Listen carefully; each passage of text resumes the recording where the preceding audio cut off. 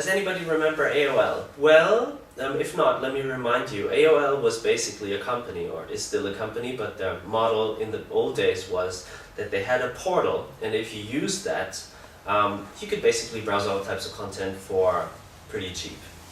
But if you left that portal and hit the button that said, "Take me to the internet," things would get really expensive really quickly.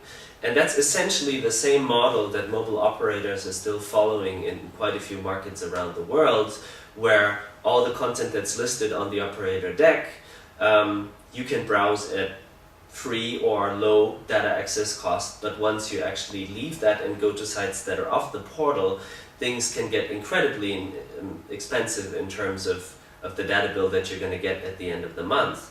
Now, that model hasn't done AOL much good, has it, if you consider where they are today?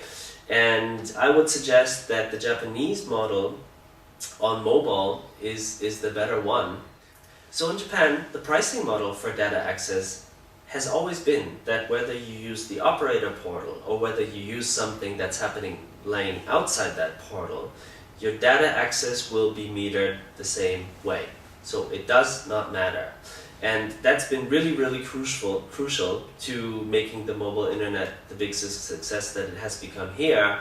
And I think it would be a highly recommendable model for for a lot of mobile operators in other parts of the world, unless you kind of want to take the AOL approach and see how much good that has done them. I've mentioned this before, but it's really important to note once again that the revenue share favors the content owners, content providers very strongly.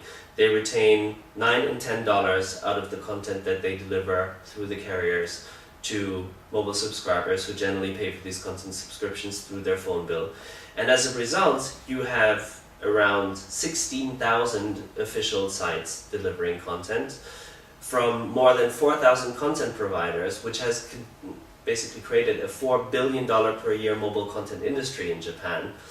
But also it needs to be noted that we've got anywhere between 120 to 150,000 off-deck sites that don't charge for their content generally, but are ad-funded, or if it's maybe something like adult content, you pay by credit card. So we've got a kind of mixed model, and the operators are totally fine with that, because in both cases, it drives data access revenues for them. To illustrate the point a little further, the total traffic on the Japanese mobile internet is around 180 billion page views per month generated from mobile phones, which is probably still a conservative estimate. So where do these 180 billion page views per month come from? Well, more than 60% actually come from off-portal sites, which have nothing to do with the operator decks. And this ratio has always roughly been this way. So from the very beginning, the operator said, look, the bigger the internet can be, the better for us, because then the more people will use it.